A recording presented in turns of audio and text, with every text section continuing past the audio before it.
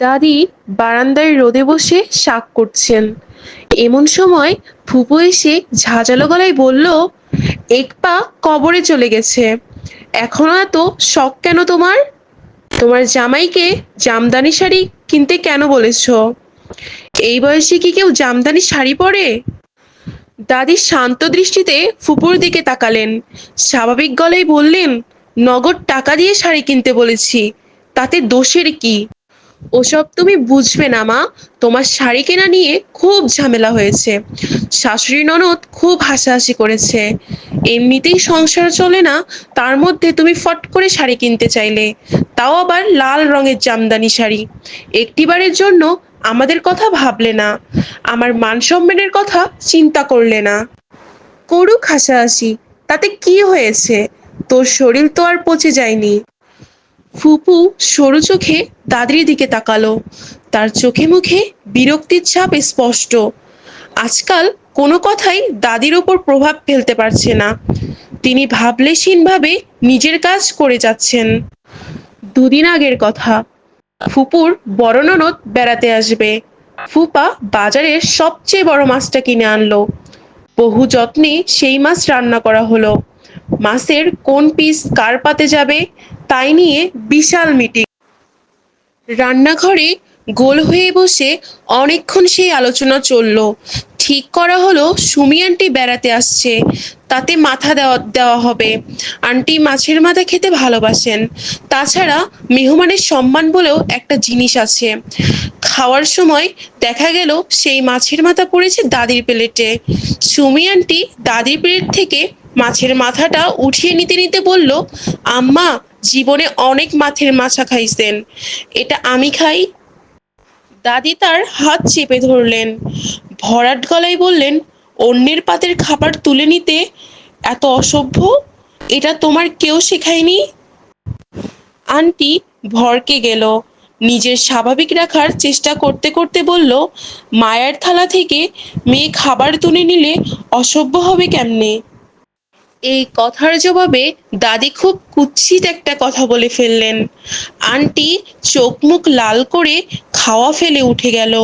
সেই মাছের মাথা নিয়ে বিরাট অশান্তি হয়েছে। পারলে সবাই মিলে দাদিকে বাড়ি থেকে বের করে দিত, পারেনি, কারণ এটা ফুপাদের বাড়ি না, এটার বাড়ি আমার দাদি তৈরি করেছিলেন। করোনার সময় মা বাবার মারা যাওয়ার পর ফুপুরা সবাই এই বাড়িতে এসে উঠেছে। দাদি বয়স্ক মানুষ, আমরা মতো বাচ্চা ছেলে মেয়েকে নিয়ে থাকতে থাকতে আর পারবে না, এসব দিয়েই থাকা শুরু হয়েছিল। প্রথম দিকে দাদি রাজি হচ্ছিলেন না। ফুপা অত্যন্ত বিনয়ের সাথে বললেন, আম্মা, আপনি বয়স্ক মানুষ, এই বয়সে রান্না বান্নার ঝাঁকি সামলাতে পারবেন না, তাছাড়া ফয়সালেরও বয়স খুব বেশি না, বাড়ি দেখাশোনার একটা ব্যাপার আছে, সবকিছু মিলিয়ে এসব দায়িত্ব আপনার মেয়েকেই নিতে হবে। অতদূর থেকে এসে এত দায়িত্ব পালন করা সহজ কাজ না, কাজের যদি এখনো থাকা যেত তাহলে আর সুবিধা হতো, এই আর কি। ফুপার কথায় দাদি রাজি হলেন। ফুফুরা নিজেদের বাড়ি ফেলে আমাদের বাড়ি এসে উঠল। এ বাড়িতে থাকতে গিয়ে তাদেরও অনেক ধাক্কি পোহাতে হয়েছে। বড় সাহেবের হাতে পায়ে ধরে ফুপার চাকরির বদলি করাতে হয়েছে। ফুফাতো দুই ভাই স্কুল বদলাতে হয়েছে। তিশা আপুর কলেজ পাল্টাতে হয়েছে। বিশাল ঝামেলা। সে কদিন ফুপার অনেক দৌড়াদৌড়ি করতে হয়েছে, অথচ তাকে দেখে মনেই হয়নি তার এত কষ্ট। হাসি খুশি মুখ করে সবকিছু সামলে নিয়েছে। প্রথম দিকে সবাই দাদির খুব সেবা যত্ন করত, এমনকি ফুপু শাশুড়ি পর্যন্ত মাথায় তেল চুল বেঁধে দিত। ফুপুর ছোট ননদ তুলি, সেও দিনের বেশিরভাগ সময় দাদির সাথে গল্প গুজব করত। 18 বছরের একটা মেয়ের 73 বছরের বুড়ির সাথে কি এমন গল্প থাকতে পারে আমার জানা নেই, তবে তারা দুজন খুব হাসত। আমার যত্নেরও কোনো ত্রুটি ছিল না। ফুপু নিজের হাতে সাবান মেখে গোসল করিয়ে দিতেন, নিয়ম করে দুবেলা মুখে তুলে খাবার খাইয়ে দিতেন। বেশ কয়েক মাস হলো এসব নিয়মের পরিবর্তন হয়েছে। হঠাৎ করেই কেউ আমাদের সহ্য করতে পারছে না। কেন পারছে না কে জানে। দাদি বললেন, রোদে দাঁড়িয়ে আছিস কেন? জ্বর হবে। তুমিও তো রোদে বসে আছো, তোমার জ্বর হবে না? বুড়ো হাড়ের জ্বর বেশি, সহজে কিছু হয় না। তাছাড়া একটা বয়সের পর গিয়ে এসব ছোটখাটো রোগ শরীরে বাসা বাঁধে না, তখন সব বড় বড় রোগ দেখা দেয়। তোমার বয়সও তো অনেক, কই তোমার শরীর তো বড় কোনো রোগে বাসা বাঁধেনি। বেঁধেছে বই কি, সারা রাত ঘুমাতে পারি না, বারান্দার এ মাথা ও মাথা হেঁটে বেড়াই, ওষুধ খেলেও ঘুম আসে না। ঘুম না হওয়ার বড় রোগ নাকি? হ্যাঁ, খুব বড় রোগ। যাদের ঘুম হয় না একমাত্র তারাই এই রোগের কষ্ট বুঝতে পারে। দাদি কথায় খিলখিল করে হেসে উঠলাম। অনেকদিন পর মন খুলে হাসতে পারছি। দাদি বললেন, শাক বাছা হয়ে গেছে, তোর ফুপুর কাছে দিয়ে আয়। আচ্ছা। শাকের ঝুড়ি নিয়ে রান্নাঘরের দিকে পা বাড়ালাম। ফুপু চুলায় ডাল বাগার দিচ্ছিল। আমার দেখে চোখ মুখ কুঁচকে বলল, কি জন্য এসেছিস? দাদির শাকে ঝুড়ি দিতে বলল, তাহলে হা করে দাঁড়িয়ে আছিস কেন? ওখানে রেখে চলে যা। শাকের ঝুড়ি রেখে নিজের ঘরে চলে আসলাম। আজকাল এদের কেউই আমায় সহ্য করতে পারে না। ফুপুর কথায় কথায় গায়ে গায়ে হাত তোলে। ফুপুর চোখ রাঙিয়ে ছাড়া কথাই বলতে পারে না। এক সময় শিমুল আর তালের আমার সঙ্গে খুব ভাব ছিল। তিনজন মিলে মার্বেল খেলতাম। এখন ওরাও আমার সাথে কথা বলে না। ফুপা নিষাদ করে দিয়েছে। কেন দিয়েছে কে জানে।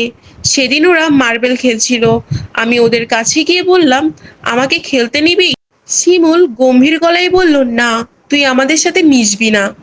আমি অনেকক্ষণ ওদের কাছে দাঁড়িয়ে ঘ্যান ঘ্যান করলাম, লাভ হলো না। ওরা আমায় খেলতেই নিল না। এখনো মনে আছে সেদিন স্কুলে টিফিন পিরিয়ডের সময় অনেকক্ষণ কেঁদেছিলাম। রাতের বেলা তালেব বলল, আব্বা আমাদের তোর সাথে খেলতে নিষেধ করেছে, দেখতে পারলে খুব মারবে। তুই খুব কষ্ট পাস না ভাই। সেসব কথা আমি দাদিকে বলিনি। মা বাবা না থাকলে বাচ্চারা খুব সহজেই বড় হয়ে যায়। আশেপাশের অনেক জিনিসই তাড়াতাড়ি বুঝতে শেখে। আমিও কিছু বুঝছিলাম। তাই তারপর থেকে আর কখনো শিমুল আর তালেবের সাথে কথা বলিনি। স্কুলে যাওয়ার সময় ওদের আগেই হেঁটে চলে যাই। ফুপা আজকে অফিস যায়নি, বাড়িতে বসে খবরের কাগজ পড়ছেন। মাঝে মধ্যে উঁচু গলায় সেসব খবর পড়ে শোনাচ্ছেন। কেউ শুনছে না, তবুও তিনি পড়ছেন। উত্তেজনাপূর্ণ খবরগুলো লোকের কাছে বলে বেড়াতে ভালোই লাগে। আমারও ভালো লাগে। ইচ্ছে করে দারুণ একটা খবর দিয়ে সবাইকে চমকে দেই, লোকজন সেই খবর শুনে আঁতকে উঠুক। কিন্তু তেমন কোনো খবর আমার কাছে পৌঁছায় না। বিছানায় শুয়ে আরব্য রজনী পড়ছিলাম। তালেব এসে বলল, বাবা তোকে ডাকছে। মেরুদণ্ডের মধ্য দিয়ে হিমশীতল স্রোত বয়ে গেল। ফুপা আমায় ডাকছে কেন? গত 4 মাসে তিনি মোট 7 বার আমায় ডেকেছেন। 7 বারে কোনো না কোনো অন্যায়ের বিচার করেছেন। শিমুল তালেবের জন্য রাখা বেতের লাঠি দিয়ে বিশ্রীভাবে পিটিয়েছেন। 2 বার জ্বর এসে গেছিল, ডাক্তার ডাকতে হয়েছে। দাদি ভীষণভাবে রাগ করেছিলেন। প্রতিবারই ফুপা ভাবলেশীন গলায় বলেছেন, বাচ্চা ছেলে অন্যায় করলে শাসন করতে হয়, এতে এত রাগারাগির কিছু নেই। আমি শিমুল আর তালেবকেও পিটাই, ওদের ভালোর জন্যই মারি। দাদি আর কিছু বলতে পারেননি। ফুপা নিজেদের ছেলেদের মারার কথাটা সত্যি, কুকুর পেটানোর থেকেও বেশি পেটায় ওদের। ফুপু তখন ছেলেদের হয়ে স্বামীর সাথে ঝগড়া করেন, কখনো সখনো 2-একটা কুৎসিত গালাগালি দিয়ে বসেন। তবে আমার বেলায় কখনো এমনটা হয়নি। আমায় কিছু বললেই ফুপু প্রতিবাদ করে না, বরং ফুপাকে সাপোর্ট দিয়ে বলে, বাচ্চা ছেলে অন্যায় করলে শাসন করতে হয়, এটা দোষের কিছু না। মানুষটা অন্যায় সহ্য করতে পারে না, নিজের ছেলেদেরও ছেড়ে কথা বলে না। কাঁপতে কাঁপতে ফুপার সামনে গিয়ে দাঁড়ালাম। অন্যদিনের চেয়ে আজকে একটু বেশি ভয় লাগছে। অবশ্যই এর কারণও আছে। গত শুক্রবার ফুপা একটা পদ্ম চারা কিনে এনেছেন। ছাদের টবে পানি দিয়ে সেই চারা লাগানো হয়েছে। আজ দেখতে গিয়ে ওটার শিকড় ভেঙে ফেলেছি। এ খবর ফুপার কানে গেলে উনি আমায় জ্যান্ত পুঁতে ফেলবেন। ফুপা শান্ত চোখে আমার দিকে তাকালেন, বরফ শীতল গলায় বললেন, ফয়সাল মিয়া, খবর ভালো? জড়ানো গলায় বললাম, হ্যাঁ ভালো। পড়াশোনার কি অবস্থা, কেমন চলছে? ভালো চলছে। তালেব আমার পাশেই দাঁড়িয়েছিল। ফুপা তার দিকে তাকিয়ে ধমক দিয়ে বললেন, এখানে কি শুনছিস, তোকে না চা আনতে বললাম? তালেব মাথা চুলকাতে চুলকাতে চলে গেল। ফুপা অস্বাভাবিক কোমল গলায় বললেন, ফয়সাল মিয়ার মাছ ধরার শখ আছে নাকি? জি। তা ভালো, ভৈরব নদীতে বিশাল আকারের চিংড়ি মাছ পাওয়া যায়, যাবে নাকি? তোমাতে আমাতে গিয়ে 2-4 কিলোগ্রাম ধরে আনবে নাকি? ডান দিক মাথা কাত করলাম। মাছ ধরার প্রতি এক ধরনের দুর্বলতা আছে আমার। ফুপাও বললেন, তাহলে তৈরি থেকো, দুপুরে খাওয়ার পর বেরিয়ে পড়বো। আচ্ছা থাকবো। শিমুল আর তালেবকে বলার দরকার নেই, হাতে দুটো মাছ ধরতে পারে না, শুধু খেতে জানে। জি আচ্ছা। তোমার দাদিকেও বলার দরকার নেই, উনি জানতে পারলে তোমায় যেতে দিতে চাইবে না। জি, মানে মনে থাকবে। আমি কাউকে কিছু বলবো না। এই তো ইন্টেলিজেন্ট বয়। সারা দুপুর উত্তেজনায় কাটলো। পরীক্ষা শুরু হবার আগে রাতে এমন উত্তেজনা থাকে। খাওয়ার সময় বিশেষ খেতে পারলাম না। দাদি ভুরু কুঁচকে আমার দিকে তাকিয়ে ছিলেন, কিন্তু কিছু বলেননি। বললেই সর্বনাশ হয়ে যেত। আমি আবার মিথ্যা বলতে পারি না। মিথ্যা কথা বললেই গেলে খুব হেসে হাসি পায়। বাড়ির সামনে আতা গাছের নিচে বসে আছি। খাওয়া শেষ করার পরপরই এখন চলে এসছি। দাদি দেখলে ডেকে ঘুম পাড়িয়ে দিতেন। ঘড়িতে প্রায় 3টে বাজে। ফুপা আসছে না। চাতক পাখির মতো সদর দরজায় দাঁড়িয়ে থাকি। হঠাৎ করেই তিশা আপু ছুটে এলো। একটা চিরকুট আমার হাতে গুজে দিয়ে হিসিয়ে বলল, এই কাগজটা পড়ে দেখ। বলে এক দৌড়ে ঘরের মধ্যে চলে গেল। এবং প্রায় সেই মুহূর্তে ফুপা এসে হাজির হলেন। স্বাভাবিক গলায় বলেন, যাওয়া যাক। আমি মাথা নাড়ালাম। শুনেছি নদীর পাড়ে রাস্তায় কাদা থাকে না, জোয়ারের পানি ধুয়ে চলে যায়। কথাটা মিথ্যে। গোটা রাস্তায় হাঁটু কাদা হয়ে আছে। ফুপা বিরক্ত চোখে কাদার দিকে তাকিয়ে আছেন। মাছ ধরা হবে না ফুপা? হবে না কেন? তুমি একটু এখানে দাঁড়াও, ওদিকে রাস্তা কাদা আছে কিনা দেখে আসি। ফুপা ব্যস্ত পায়ে ঝোপের আড়ালে হারিয়ে গেলেন। একা একা দাঁড়িয়ে থাকতে ইচ্ছে করছে না।